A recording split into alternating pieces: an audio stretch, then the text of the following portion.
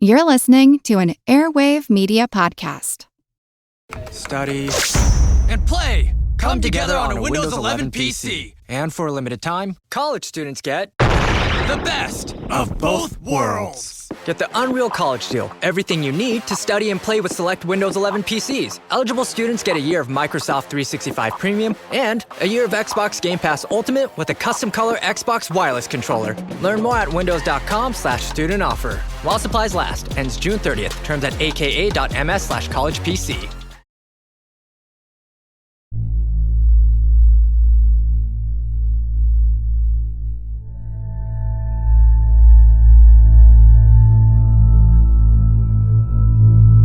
Recently, a curious news story having to do with UFOs made its way from the strange conspiracist media on the far right into more mainstream news outlets. From Newsmax reporting internet rumors to tabloids like the Daily Star and the Daily Mail repeating them, to the once respectable Newsweek, which has become less and less respectable and more right-leaning and unreliable since its acquisition by a company with financial ties and apparent money laundering connections to a fringe Christian cult, now spreading this UFO conspiracy far and wide.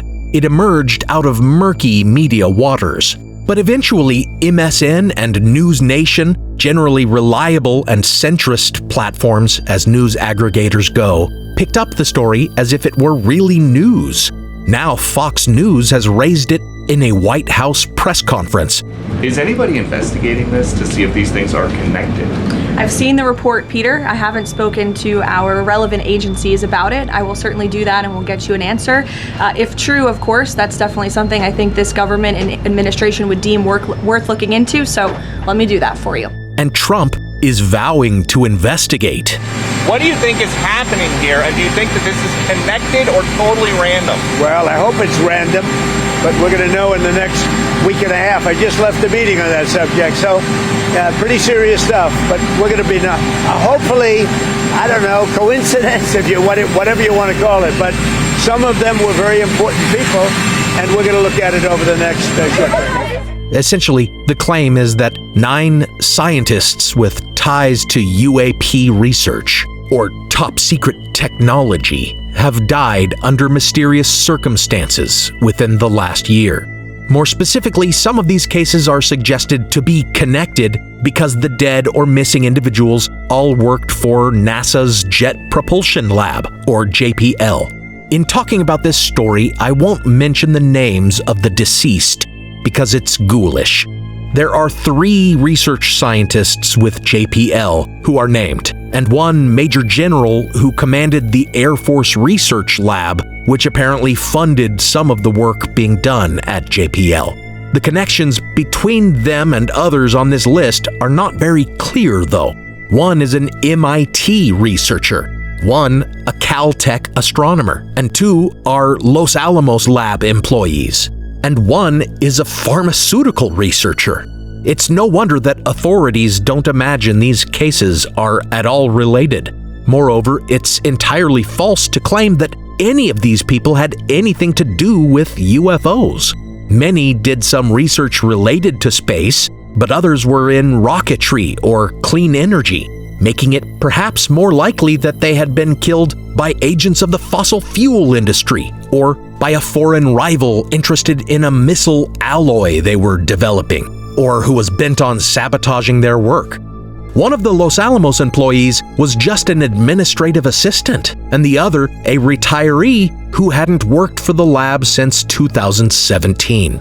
Similarly, the missing Air Force Major General, whose work was only laterally connected to the NASA lab, had retired all the way back in 2013. There's simply no truth to the claim that they had any special knowledge of UFOs or were implicated in some UAP cover-up incident or whatever it is these stories are implying.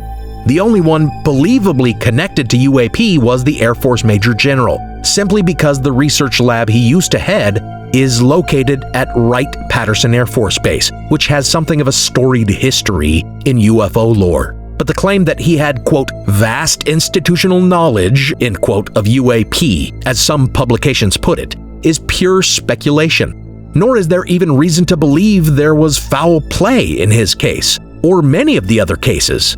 A couple of the people on the list were sadly shot at their homes. But in one of those cases, that of the MIT professor, there is a suspect who is also the main suspect in a recent school shooting. And in the other case, the Caltech astrophysicist, there's been an arrest and the alleged perpetrator is further accused of stealing a car and burglarizing a home before the murder.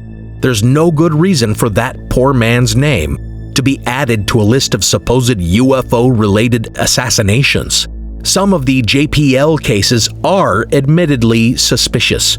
An experienced hiker missing on a hike within earshot of her companion on a well-marked trail. But these things happen, as does foul play that has nothing to do with government conspiracy. The Major General specifically disappeared on a hike, but in his case, he did not seem well. He'd recently reported feeling quote-unquote mental fog, and on the day of his disappearance, he took his gun with him on his hike, but not his phone. Sad, certainly, but not an indication of foul play. And his is not the only case in which suicidality may be involved. The pharmaceutical researcher had been troubled by his parents' recent deaths. And when you dig into many of the cases listed in this reporting, they simply say that no cause of death was disclosed. Well, that's not mysterious at all. That's just a family having no reason to report the death to the press, or choosing not to dwell on the cause of their death in an obituary. As I wrote this, a 10th missing person was tied to the quote-unquote mystery. He worked at yet another location, a national security campus in Kansas City. He's called a UFO insider, but if you look him up, he was a custodian. These different, distant facilities and labs like JPL and Los Alamos employ thousands and thousands of people. Dozens of their employees and former employees die every year. To see how much of an anomaly this really was, I looked up the In Memoriam page published by another research lab, Lawrence Livermore National Laboratory, and scrolled through the many recent deaths among its employees. Many were in their 80s and 90s, but some in their 60s. Finally, I found 2 nuclear researchers in their 40s and 50s, dead within the last year, one who disappeared on a walk and another whose cause of death was never disclosed. By the criteria used in these news stories, we'd have to extend the list to these scientists as well. So read sensationalist news stories like this critically, as there may be nothing to them. I came across this story while researching this series on the myth of Nazi supertechnology, and the reasoning behind it, that scientists who maybe knew even a little about UFOs, whose work in propulsion or astrophysics or energy might have touched on knowledge of UAP technology in any way, would be targeted for assassination, struck me because it logically contradicts the whole notion that German scientists developed flying saucer technology and continued developing it for the US when recruited under Operation Paperclip. Why wouldn't those German scientists have been silenced? Werner von Braun, who must have harbored some secret Vril and flying disc knowledge, if the legends were true, lived until 1977 and passed away from cancer. We might ask why he wasn't assassinated if our space program was built on Nazi UFO technology. Just as we might ask why these individuals who worked for JPL or Los Alamos supposedly needed assassination, but the rest of the teams they worked with didn't. So we might also ask about everyone the German scientists of Operation Paperclip worked with in Fort Bliss, Texas, Huntsville, Alabama, Wright-Patterson Air Force Base, and White Sands Proving Ground, where teams of German and American scientists worked together on aviation and rocketry research. The logical problem here is just a variation on the same problem that any claim of massive conspiracy has. On the one hand, the more people who would need to be complicit in a conspiracy, the more improbable it is, and hand in hand with that, if a conspiracy so massive did exist, then body count conspiracies like the ones circulating today also don't make much sense, for thousands would need to be killed to suppress that technology and erase that knowledge. And this is exactly what it is claimed that both Nazis and Americans have done, involving thousands and thousands of people in the development of advanced aviation tech that they then somehow kept utterly secret, not just during the war, but for the last 50 years. And sometimes it's claimed they did so by killing those who worked on it. This is Historical Blindness. I'm Nathaniel Lloyd, and rather than seeing how deep the rabbit hole goes, I'm finding out how high this secret craft can climb. What's the absolute ceiling on this conspiracy myth? Thank you for joining me for Wunderwaffe, The Myths of Nazi Supertechnology, Part 2, The Bell Hoax.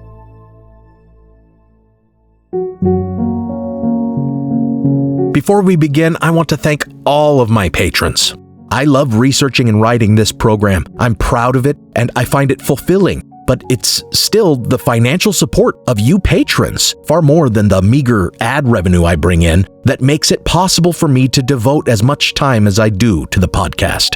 Patrons of the show get access to an exclusive RSS feed with ad-free versions of the show, early release of episodes, teasers, and exclusive minisodes between every main release, making this a weekly podcast for patrons.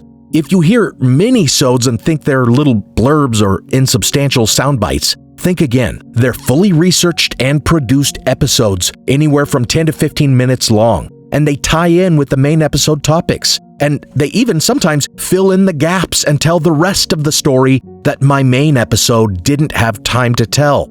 For example, after my episode on the Moberly Jourdain incident, I critically examined other time slip claims. And after the first part of this series, I looked into Carl Schappler, whose supposed device would later be claimed to have harnessed the fictional Vril energy and be the basis of Nazi anti-gravity technology.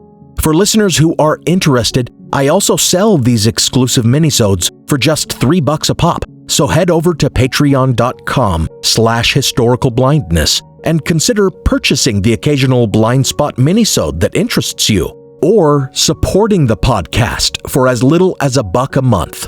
Now, let's continue the episode.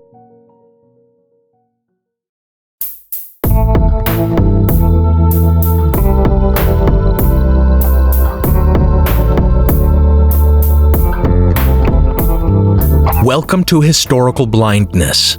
In part 1 of this series, I talked about German military mechanization during World War II and their legitimate advances in armored fighting vehicles, submarines, and jet aircraft, like the Messerschmitt.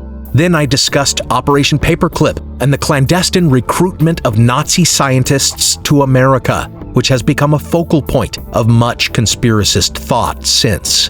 Finally, I outlined the fictional origin of Nazi supertechnology myths in the fantasy concept of Vril energy and in dubious rumors spread in science fiction magazines and the press.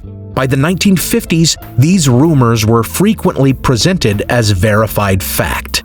In 1956, German engineer and historian of German naval history Rudolf Lusar wrote an influential book, German Secret Weapons of World War II, in which he listed and described many mechanical marvels and genuine Wunderwaffe developed by the Nazis. And in one famous passage, he wrote confidently about the German development of fliegende Untertassen, or flying saucers, simply repeating, as though they were documented history, the unfounded assertions I discussed in the last episode, which had been made in the press by Rudolf Schriever and Georg Klein.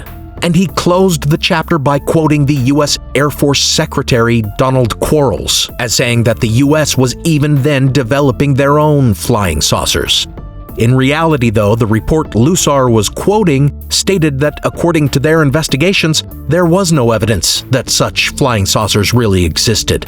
To be generous with Lusar, maybe it was a translation error, as the part he was paraphrasing actually said, quote, "We are now entering a period of aviation technology in which aircraft of unusual configuration and flight characteristics will begin to appear.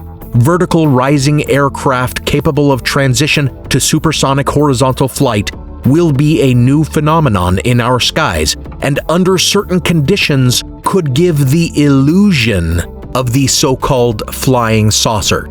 End quote. Not that they were developing saucers, but that they were looking into VTOL technology, vertical takeoff and lift, which they were. Lusar's shoddy scholarship helped to lend some seeming academic credibility to the claims, and within a few more years, in 1960, the French authors Louis Pauwels and Jacques Bergier helped to popularize the myth among the mystical fringe in their book Morning of the Magicians. Constant listeners will remember that this book originated the ancient astronaut claim years before Erich von Däniken. It also resurrected the claims about the Nazi discovery of Vril, fabricating an occult society called the Vril Society, which may have been inspired by Willy Lay's remembrance of the so-called Truth Society, which was likely the Reich working group publishing pamphlets about Vril in the 30s. But Pauwels and Bergier vastly embellished this kernel of truth, portraying their Vril Society as being closely aligned with the Thule Society and extremely influential on the Nazis, leading their development of supernatural technology and magic. In the 70s, far-right conspiracists took it further, including a former SS officer, Wilhelm Londig, who helped popularize conspiracy notions about the Nazi expedition to Antarctica, suggesting Nazis had escaped there with their space-age technology. And after that, the disc took flight, so to speak, with completely unsupported claims circulating that Nazis had escaped to Antarctica, had harnessed an unlimited energy source, and had engineered advanced aircraft potentially capable of space flight. Every saucer sighting could be a scout from a breakaway civilization of Nazis who may have expanded into the hollow earth a la Bulwer Lytton. And if they had saucers, why not the moon too? It had first been imagined all the way back in 1947 in the sci-fi novel Rocket Ship Galileo by Robert Heinlein. But with all these unfounded conspiracy claims, by the 70s and 80s, it actually seemed feasible. And it has been especially appealing to neo-Nazis and Holocaust deniers who enjoy imagining Nazis escaping punishment for their crimes against humanity.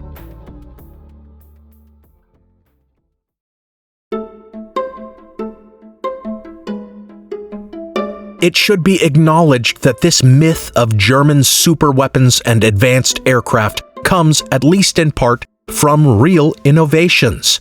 As I discussed earlier, they were innovating in the area of jet-propelled aircraft, true submarines, and advanced armored fighting vehicles. But also, German scientists during the war were indeed dreaming up space-age devices and were actually working on weapons technology far ahead of their time.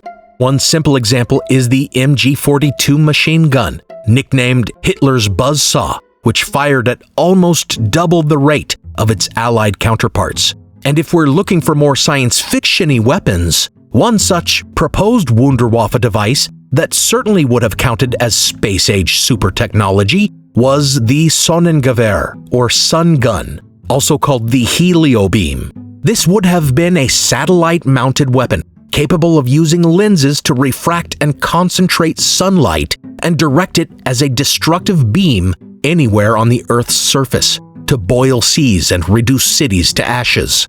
The mere fact that Nazis imagined building such a weapon simply proves how diabolical they were.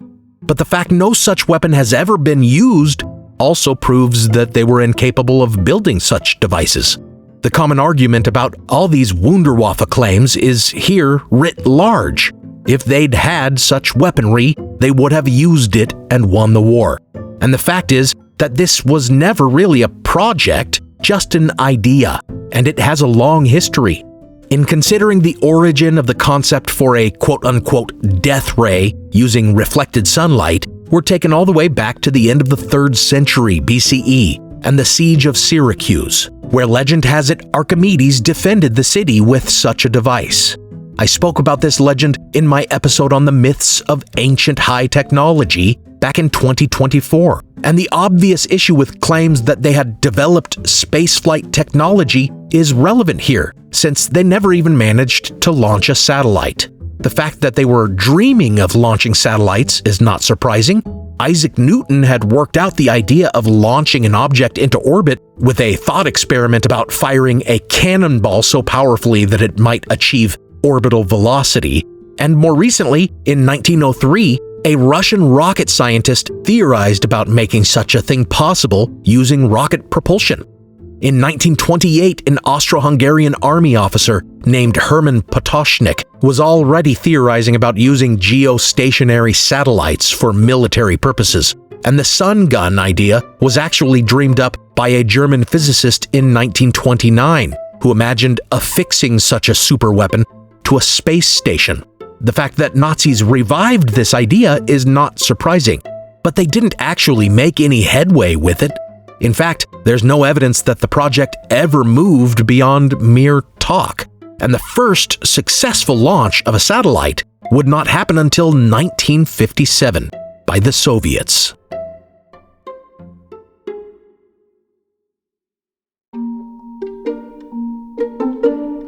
Nevertheless, legends of Nazi death ray technology persist. This may be explained in part by the effectiveness of Nazi propaganda, which inflated the practical applications of real research they were undertaking. For example, they were conducting early research into developing electron microscopes, cyclotrons, and even particle accelerator devices. Many of the researchers involved with that science were actually Jewish, though, such as Bruno Tuschek, a foundational figure in particle collider technology, who wasn't developing death rays for the Nazis, but was actually arrested by the Gestapo and put into a concentration camp.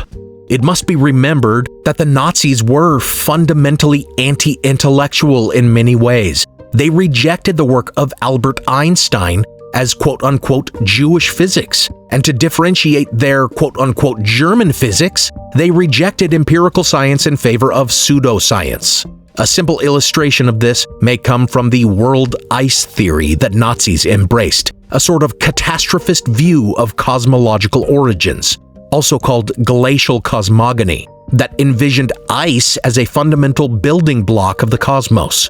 It suggested that some watery or icy heavenly body collided with the sun, causing an explosion that created the Milky Way galaxy as the water was blown away in all directions and froze again. It seems to me that it's very hard to imagine Nazis developing advanced spaceflight technology when you look at what they believed about space.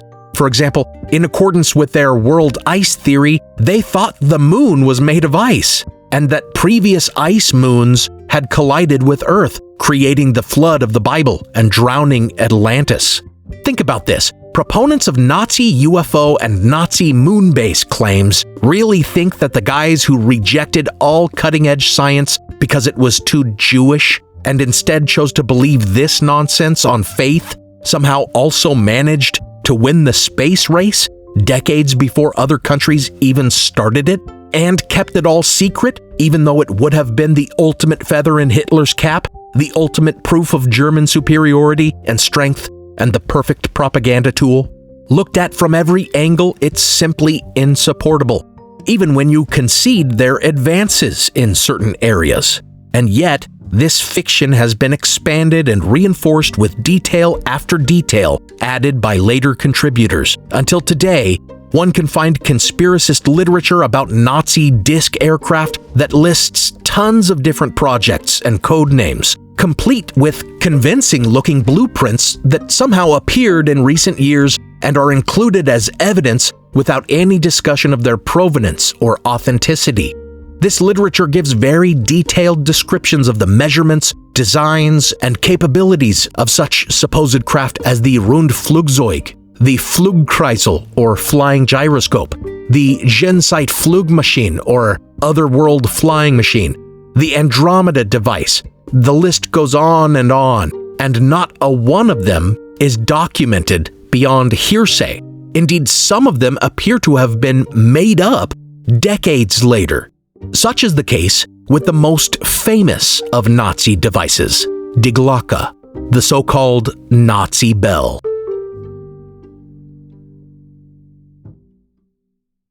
Now for a brief intermission.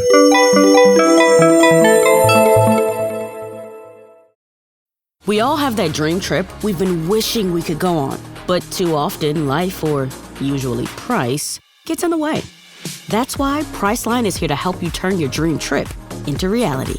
With up to 60% off hotels and up to 50% off flights, you can book everything you need for your next adventure. Don't just dream about that next trip. Book it with Priceline. Download the Priceline app or visit Priceline.com and book your next trip today. Go to your happy price, Priceline. This episode is brought to you by State Farm. You know those friends who support your preference for podcasts over music on road trips? That's the energy State Farm brings to insurance. With over 19,000 local agents, they help you find the coverage that fits your needs, so you can spend less time worrying about insurance and more time enjoying the ride. Download the State Farm app or go online at statefarm.com. Like a good neighbor, State Farm is there. Tomorrow morning is knocking. Stock your fridge now. How about a creamy mocha frappuccino drink? Or a sweet vanilla? Smooth caramel maybe? Or a white chocolate mocha? Whichever you choose, delicious coffee awaits. Find Starbucks Frappuccino drinks wherever you buy your groceries.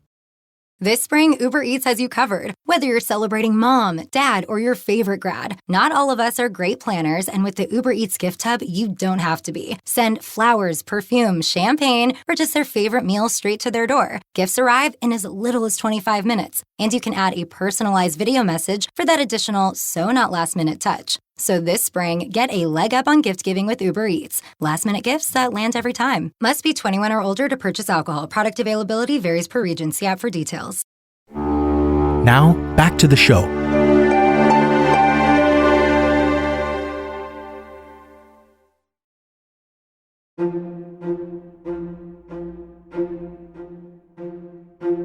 The Nazi bell was the topic that drew me into this rabbit hole.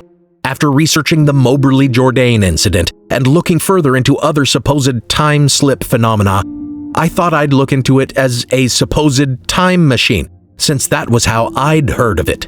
In truth, it is proposed to have been many different sorts of devices. Maybe a Nazi time machine, maybe a prototype anti-gravity device, maybe a sort of particle accelerator or field generator capable of doing harm to living creatures and even plants within its vicinity. The claims about this purported Wunderwaffe device actually run the gamut, and when you investigate its origins, you find that, unlike the stories of disc aircraft, there were no rumors or stories about the bell before the 2000s, which right out of the gate makes it extremely dubious. Its entrance into the debate had a veneer of credibility because it was first made widely known by Nick Cook, the longtime editor of a respected publication about military affairs called Jane's Defense Weekly. Criticisms of the book in which Cook revealed information about the Nazi bell point out that it presents unsubstantiated rumors as if they are reliable, reaches conclusions based on hearsay that anti-gravity technology was being researched at Area 51 and had already been secretly incorporated into the B-2 stealth bomber, and makes his own sensational claims about being surveilled by the government for his research. Cook found the claims about the Nazi bell in a little-known 2000 book by Polish journalist Igor Witkowski, who said that he had a secret informer within the Polish government who gave him an affidavit from a Nazi war criminal's trial confessing to having 60 people killed simply for their knowledge of the bell. However, Witkowski has never named his source, never provided the evidence he claims to have, and largely relies on the well-known conspiracist strategy of listing deaths and suggesting they might have secretly been murders. And at the heart of his entire story, which most historians who give it any consideration believe to be a hoax, is the illogical premise that the modern Polish government would have any reason to suppress this information.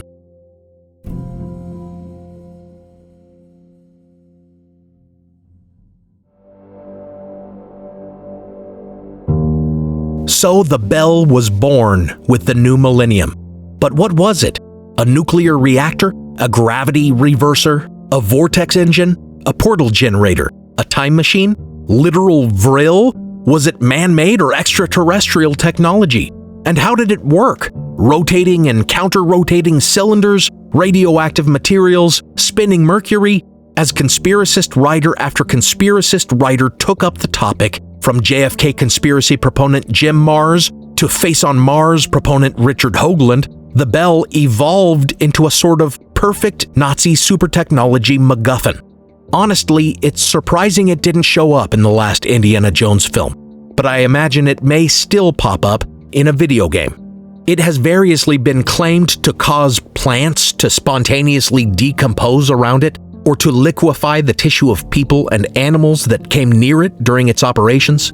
Yet it's never really explained how any of this could actually be known if the Nazis destroyed all documentation of the project and murdered anyone who knew about it. According to John Deering, who considered it an anti-gravity propulsion device, its technology was developed on Einstein's unified field theory. Except the unified field theory has only ever been an imagined theory, one that theoretical physicists continue trying to formulate. And again, the Nazis rejected Einsteinian physics as too Jewish. But no, apparently, according to Deering, a working unified field theory actually did exist, and Nazis embraced it regardless of its origin, and after the war it was used in the Philadelphia experiment. Except that too has long been debunked as a hoax. See the third installment of my series called Stranger Things Have Happened for more on that fabrication. And finally, according to Joseph P. Farrell, a prolific conspiracist and pseudo-historian whose publisher credits him as a physicist when his education is actually in biblical studies and patristics, he claims he has tried to get them to correct this. Nazi Bell anti-gravity technology has been secretly incorporated into the lunar excursion module. He claims this simply because he didn't understand how it just kind of quote-unquote pops up in the video captured of its ascent. Here he shows both his lack of authority in physics and a simple lack of research. He doesn't see the signatures of a rocket because instead they used compressed gas. The blast seen in the video is the explosive bolts securing the ascent module to the descent stage, which remained behind as a launch pad. And through a chemical reaction, they were able to create sufficient propulsion to lift off in the moon's low gravity. But Farrell says no, probably secret Nazi anti-gravity technology. And like other conspiracists, he resorts to claims that no one has blown the lid off this because, quote, someone somewhere is using active measures, including so-called wet operations, to maintain the secrecy surrounding the technology, end quote. So here we come again to Nazi UFO technology on the moon and an assassination campaign to silence the truth. None of it backed with a shred of evidence.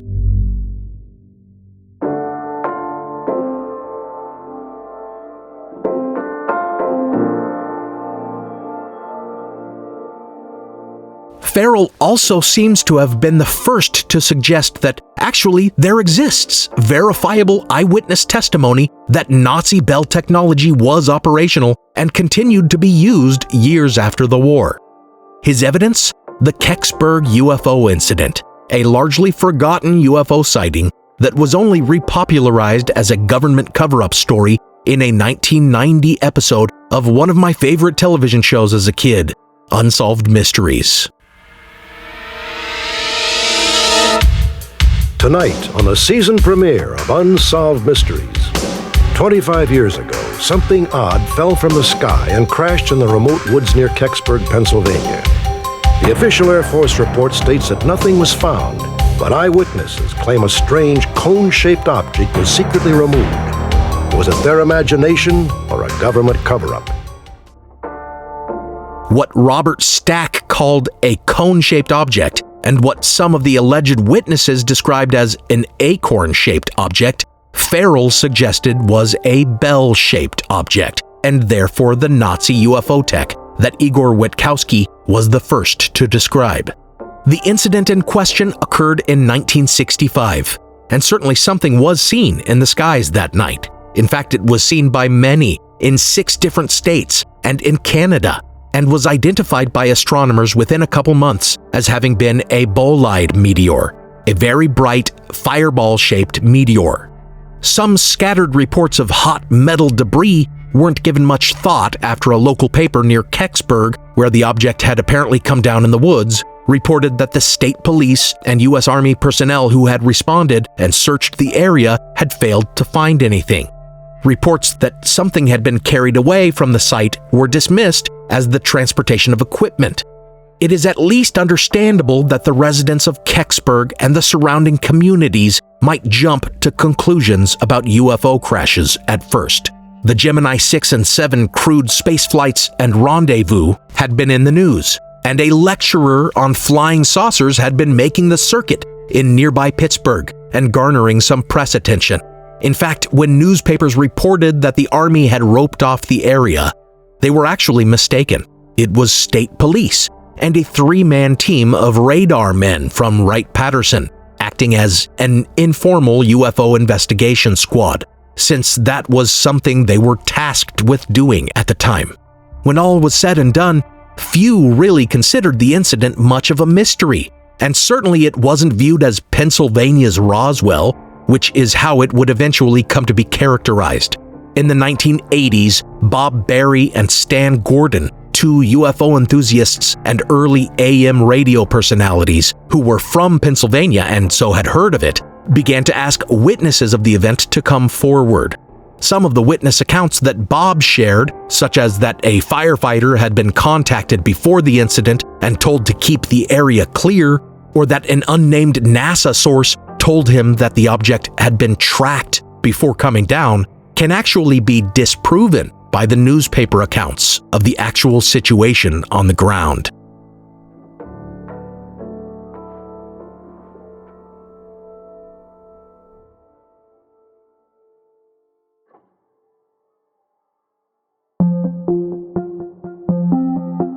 It was undoubtedly these 2 UFO charlatans who were responsible for the story getting national publicity in Unsolved Mysteries, which repeated the claims of witnesses who would have been children at the time. The event was really not on the radar of ufologists until Unsolved Mysteries aired their segment, suggesting it was an alien craft, and quoting some of these Johnny-come-lately witnesses who had been cajoled into sharing their supposed memories. It was just one of these who described it as a metal acorn, saying he saw strange hieroglyphs on it as well. A retired machinist who hadn't mentioned this astonishing event for 20 years and who suddenly claimed that he and some other volunteer firefighters, none of whom have ever backed up his story, claimed he had been first on the scene. Yet when news of the forthcoming Unsolved Mysteries segment arrived, 50 Kecksburg residents, some of whom are actually depicted in the program, signed a petition asking it not to be aired and declaring it a hoax. They knew the man claiming to have seen the acorn, they said, and he'd only dreamt up this scenario in the last couple of months in order to get on TV. The Kecksburg incident continues to stir up controversy. Besides its entanglement with the Nazi Bell claims, it has been a mainstay of claims about NASA engaging in cover-ups. Curiously, this is because in 2005, NASA released a statement claiming that examination of metal fragments recovered from the debris field indicated that it may indeed have not been a meteor at all, but rather a Soviet satellite. Many have viewed this as evidence of a cover-up, but it must be remembered that metal fragments were said to have fallen all over the massive debris field, as far away as Michigan and northern Ohio. So this was not an admission that something had indeed been found in Kecksburg. Moreover, the most recent analysis from NASA in 2018 suggests that based on the object's steep trajectory, it likely was not re-entering our atmosphere from orbit, but rather was, after all, a bolide fireball originating from the asteroid belt. Regardless of what the truth was, a Soviet satellite or a meteor, the simple fact is that we have numerous problems with not only the extraterrestrial claims, but also the Nazi UFO claims, while we have more than one potential mundane explanation for the incident. And that's enough to warrant disbelief in explanations about secret Nazi technology and crashed alien spacecraft.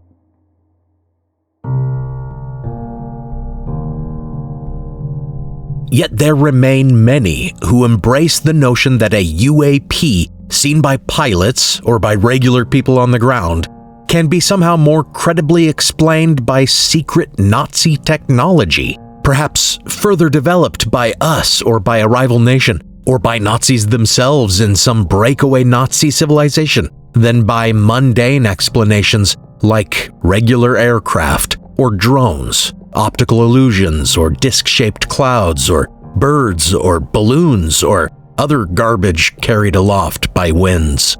Now, I don't mean to suggest that our government does not develop aircraft in secret.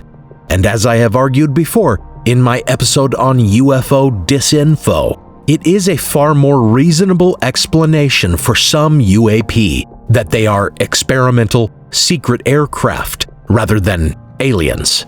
It even helps to explain the bizarre cases when U.S. intelligence appears to encourage UFO belief, which I spoke about in that series. But looking over the history of such projects is illuminating.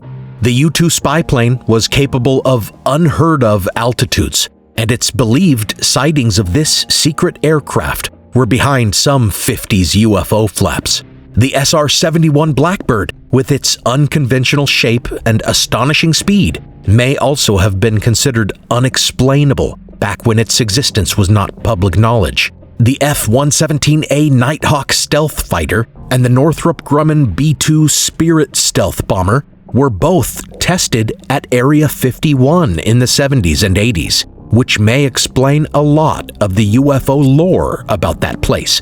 And their quote-unquote flying wing shape certainly explains the quote-unquote black triangle UFO stories of the era. But think about this.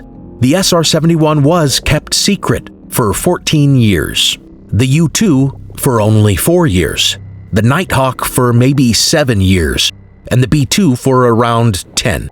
History has shown that these aircraft eventually become known technology. I don't doubt that some saucer-shaped craft may have been in development in secret. We know about the Avro car, as I talked about in part 1, but it didn't work. We know that lenticular or disc-shaped missiles were even in development for a time, such as the Pi-Wacket air-to-air missile developed by Con Air in the 50s. But we know that was scrapped too. We know about satellites and crewed spaceflight vehicles that have something of a bell shape because it is necessary for atmospheric re-entry. But the myth of Nazi supertechnology would have us believe that Germans in the 40s developed anti-gravity technology and disc or bell-shaped craft that somehow overcame the well-known aerodynamic instability problems of such shapes and continued to be developed for 80 years without becoming public knowledge. Disregarding the obvious idiocy of investing so much time and effort into making a disc or a bell work when more efficient shapes for aircraft have long been known, there's this simple problem that no modern technology has been kept secret so long. The longest that any technological development has been kept a secret is maybe 30 years, with certain nuclear materials, like the codename fog bank material used in warheads that was kept so secret for 30 years that it had to be reinvented. But even then, that's just one component, not the entire project, as nuclear capabilities were well understood throughout that 30 years. At the end of all this, then, the simple point is that this is dumb and false. Nazis had advanced war machines. They did advance the field of rocketry and jet propulsion, and we have long known this. But all the rest is nothing but fodder for sci-fi and the twisted dreams of neo-Nazis.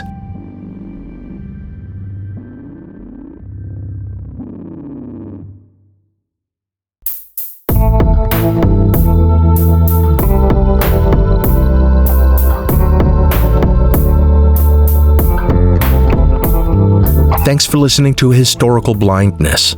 As always, special thanks go out to my partner patrons, Diane Lane, Joe Escott, Devlin Hoff, Lisa, Prickly Pear, Fred R. Grotice, Robin Naggett, Don Mundus, Eunice Allen Bradley, Juliette O'Connor, Jonathan Williams, Joshua Luddington, Christine LeBlanc, Lonnie C., Kaylee, Ama, Christopher L. Burton, Benny Slater, Chris BDG, Jocelyn Clausen, Lindsay McAllister, Brian, Jamie Nielsen, Martin Robistow, Josh Haberman, and AJ. Thanks for all your support, patrons. I'm writing this one back-to-back with the next episode because of a little vacation I'm taking, so new patrons will have to get a shout-out later on the episode after this two-part series. This podcast is part of the Airwave Media Podcast Network. Visit airwavemedia.com to listen and subscribe to their other fine shows, like The Constant and Who Did What Now.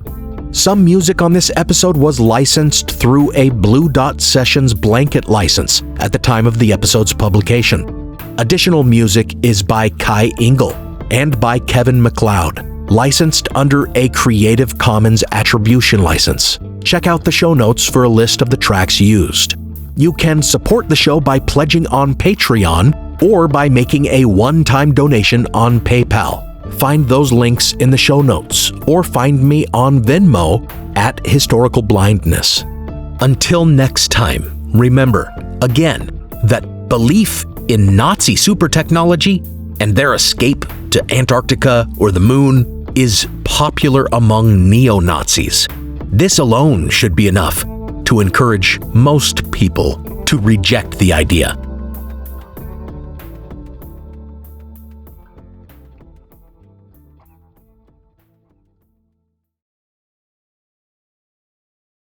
What do you get when you take two childhood friends with a passion for unexplored history and a whole lot of booze? You get us, Queen's Podcast. And here at Queen's, we are spilling the tea on all kinds of women from history. From New Orleans voodoo queen, Marie Laveau, to Marie Antoinette, and everything in between. Each queen is paired with a cocktail recipe that will totally get you in the mood to hear the fun, dramatic, and juicy stories of fascinating women from history. Listen wherever you get your podcasts. Cheers!